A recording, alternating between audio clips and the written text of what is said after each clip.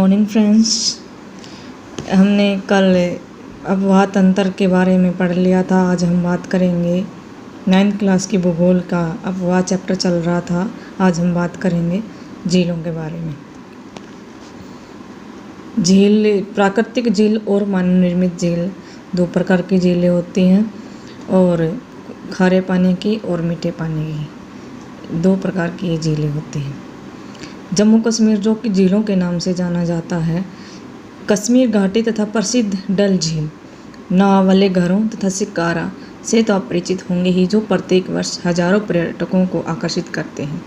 इसी प्रकार आप अन्य झीलों वाले स्थानों पर भी गए होंगे और वहाँ नौकायान, तैराकी एवं अन्य जलीय खेलों का आनंद लिया होगा।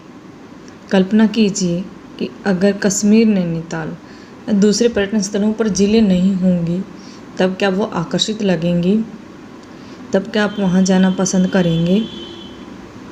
पर्यटकों के आकर्षण के अतिरिक्त जो झीलें होती हैं वो मानव के लिए अन्य कारणों से भी महत्वपूर्ण हैं। पृथ्वी की सतह के गर्त वाले भाग में जहाँ जल जमा होता है वो क्या कहलाती है? झील कहलाती है। उसे झील कहते हैं। गोखुर झील के बारे में हमने डिस्कस किया था कि किस तरीके से जब कोई हिस्सा नदी से अलग हो जाता है। देखिए, ये मान लो ये नदी जा रही है और ये नदी पानी के बहाव की वजह से और मिट्टी अपरदन की वजह से ये अपना रास्ता बदल लेती है और छोटा सा हिस्सा जो है वो नदी से अलग हो जाता है इस तरीके से। तो ये क्या कहलाती है? ये प्राकृतिक झील कहलाती है। क्या आप जानते हैं बड़े आकार वाली झीलों को समुद्र कहा जाता है, जैसे कि कैस्पियन, मृत या अरल सागर, और छोटे आकार वाले जो झीलें होती हैं वो झीलें ही कहलाती हैं। जैसे कि अधिकतर झीलें स्थायी होती हैं, या कुछ में केवल वर्षा ऋतु में ही पानी आता है।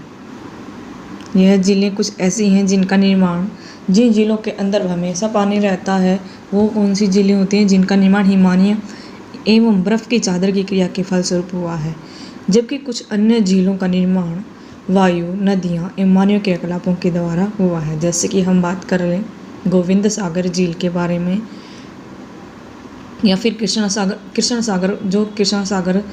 नदी के ऊपर बनाए गए बांध से बनी है। एक विसर्ग नदी बाढ़ वाले क्षेत्र से कटकर गोखुर झील का निर्माण करती है। जैसे कि मैंने अभी आपको बताया था, स्पीट तथा बारोदिका तटीय क्षेत्रों में लैंगून का निर्माण करते हैं। लैंगून झील, जैसे कि चिल्का, वेरी इंपॉर्टेंट क्वेश्चन है, पेपर में कई बार पूछा जाता है। चिल्का झील कैसी झील है? एक लैंगून झील है। पुलिकट झील और कोलेरू झील। चिल्का झील जो है वो उड़ीसा के अंदर है और कोलेरू झील आंध्र प्रदेश के अंदर है। अंतर्देशीय भागों वाली झीलें कभी कभी मौसमी होती हैं। उदाहरण के लिए राजस्थान की सांबर झील, जो एक लवण जल वाली झील है, इसके जल का उपयोग नमक के निर्माण के लिए किया जाता है। अधिकांश झीलें मीठे पानी की होती हैं, जो कहाँ पर पाई जाती हैं? हिमालय क्षेत्र में पाई जाती हैं। और इनका निर्माण, इनमें जो पानी होता है वो कहाँ से आता है? ये मुख्यतः हिमानी नदी द्वारा बनी होती हैं। दूसरे शब्दों में ये तब बनी जब हिमानियों ने या द्रोणी गहरी बनाई, जो बाद में हिम पिघलने से भर गई, या किसी क्षेत्र शिलाओं अथवा मिट्टी से हिमानी मार्ग बंध गए। इसके विपरीत जम्मू कश्मीर की वुलर झील मीठे पानी की भारत की सबसे बड़ी झील है। डल झील, भीमताल, नैनीताल, लोकताक, बड़ा पानी कुछ अन्य महत्वपूर्ण मीठे पानी की झीलें हैं। इसके अतिरिक्त जल विद्युत उत्पादन के लिए नदियों पर जो बांध बनाए जाते हैं उनसे भी झीलों का निर्माण होता है, जैसे कि गुरु गोविंद सागर भाखड़ा नांगल परियोजना। झीलों का महत्व। झीलें जो है मानव जीवन के लिए अत्यधिक लाभदायक होती हैं। झीलों का हमारे जीवन में बहुत महत्वपूर्ण योगदान है। जैसे कि हमने इससे पहले पढ़ा था कि जो झीलें होती हैं वो पर्यटकों के आकर्षण का केंद्र होती हैं। हम कहीं घूमने के लिए जाते हैं प्राकृतिक स्थल पर, तो वहाँ पर झीलें देखकर हमारा, जिससे क्या होता है, प्राकृतिक स्थल का जो सौंदर्य है वो अधिक हो जाता है और हम उनकी ओर आकर्षित होते हैं।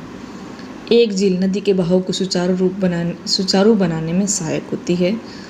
और दूसरा पॉइंट, अत्यधिक वर्षा से यह जो बाढ़ है आसपास के मैदानों में बाढ़ आने से रोकती है। और सूखे पानी में क्या करती है, ये सूखे मौसम के अंदर ये पानी के बहाव को संतुलित करने में सहायता करती है।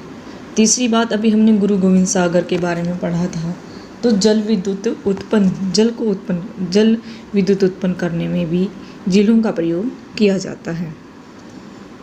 और ये झीलों की प्राकृतिक सुंदरता को भी बढ़ाती है और हमें मनोरंजन प्रदान भी करती है। मनोरंजन कैसे प्रदान करती है, जैसे कि हम झीलों में जाते हैं तो हम वहाँ देखते हैं, अगर हम घूमने के लिए गए और वहाँ पर हमने झील देखी तो वहाँ पर हम नौकायान का लुत्फ उठा सकते हैं। नदियों का अर्थव्यवस्था में महत्व, अर्थव्यवस्था मान लीजिए हम कहा जाता है कि जो उत्तरी मैदान होता है, भारत का उत्तरी मैदान, वहाँ पर सबसे उपजाऊ भूमि है। वो उपजाऊ भूमि क्यों है, क्योंकि वहाँ पर बहुत सारी नदियाँ बहती है और उन नदियों के द्वारा जो मिट्टी लाई जाती है उसी की वजह से वहाँ की भूमि उपजाऊ है और वहाँ पर बहुत ज़्यादा फसलें पैदा होती हैं। और जो नदियाँ होती हैं वो आसपास के इलाकों को पानी भी देती हैं। संपूर्ण मानव इतिहास में नदियों का अत्यधिक महत्व है। नदियों का जल मूल प्राकृतिक संसाधन है तथा अनेक मानवीय क्रियाकलापों के लिए अनिवार्य है। यही कारण है कि नदी के तट ने प्राचीन काल से ही आदिवासियों आसपास जो रहने वाले हैं उनको अपनी ओर आकर्षित किया है। हमने प्राचीन काल में हम जाकर देखेंगे, पढ़ेंगे उसके बारे में, तो हमें पता चलेगा कि जो मनुष्य था, आदि आरंभिक मानव था, वो कहाँ पर रहता था, पानी के आसपास ही अपना निवास स्थान बनाता था। क्यों बनाता था, क्योंकि पानी की उसको आवश्यकता होती थी। पानी उसके पीने के लिए और उसके खेतों कार्य के लिए, कृषि के लिए काम आता था। ये गांव अपने बड़े शहरों में परिवर्तित हो चुके हैं। अपने उन राज्यों की देखिए कौन कौन से जो है, जैसे कि कोलकाता है, दिल्ली है, ऐसे बहुत सारे, लखनऊ है, इलाहाबाद है, ये नदियों के किनारे पर स्थित हैं। जैसे कि अम्बाला,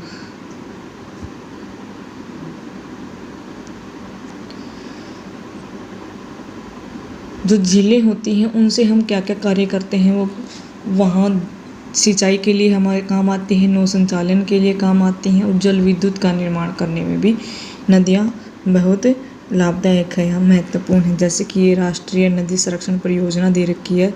देश में नदी सफाई कार्यक्रम का शुभारंभ 1985 में गंगा एक्शन प्लान के तहत किया गया और वर्ष 1995 में राष्ट्रीय नदी संरक्षण योजना के तहत अन्य नदियों को जोड़ने के लिए गंगा कार्य योजना का विस्तार किया गया। नदियाँ देश में जल का मुख्य स्रोत हैं। अभी गंगा हमने देखा 2014 में उसने श्री नरेंद्र दामोदर दास मोदी जो हमारे देश के प्रधानमंत्री बने थे, 2014 में इलेक्शन हुए थे तब, तो उन्होंने एक कार्यक्रम चलाया था नमामि गंगे का, नदियों को स्वच्छ रखने का। ऐसा क्यों किया गया, क्योंकि नदियाँ जो हैं वो प्रदूषित हो चुकी हैं और उनका पानी जो है वो पीने योग्य या यूज करने योग्य नहीं है। नदी प्रदूषण, नदी जल को घरेलू प्रदूषित कैसे होती है नदी का जल है वो घरेलू, औद्योगिक या कृषि में बढ़ती मांग के कारण जो है वो प्रदूषित हुआ, उसकी गुणवत्ता प्रभावित हुई है। नदियों से अधिक जल की निकासी होती है जिसकी वजह से इनका आयतन घट जाता है। और दूसरी ओर उद्योगों का प्रदूषण, अपरिष्कृत कचरे नदी में मिलते रहते हैं। जो उद्योग होते हैं वो अपना कचरा नदियों के अंदर डाल देते हैं। यह केवल जल की गुणवत्ता को नहीं बल्कि नदी के स्वच्छीकरण की क्षमता को भी प्रभावित करता है। उदाहरण के लिए दी गई समूची जल प्रवाह में गंगा का जल लगभग 20 किलोमीटर क्षेत्र में फैले शहरों की गंदगी को अपने अंदर समाहित कर सकता है, लेकिन लगातार बढ़ते हुए औद्योगिकरण शहरीकरण के कारण ऐसा संभव नहीं हो पाता। अनेक नदियों का प्रदूषण का स्तर बढ़ता जा रहा है और नदियों के प्रदूषण के कारण इनको स्वच्छ बनाने के लिए अनेक योजनाएं जो है वो बनाई जा रही हैं। क्या आपने कभी ऐसी कोई योजनाएं बनाई हैं, जैसे सुना है, जैसे कि नमामि गंगे के बारे में हमने अभी बात की। नदी के प्रदूषित जल से हमारा स्वास्थ्य जो है वो खराब हो सकता है। अगर हम स्वच्छ जल नहीं पिएंगे तो यह हमारे सेहत के लिए हानिकारक होगा। ये लेसन यहीं पर ख़त्म होता है। धन्यवाद।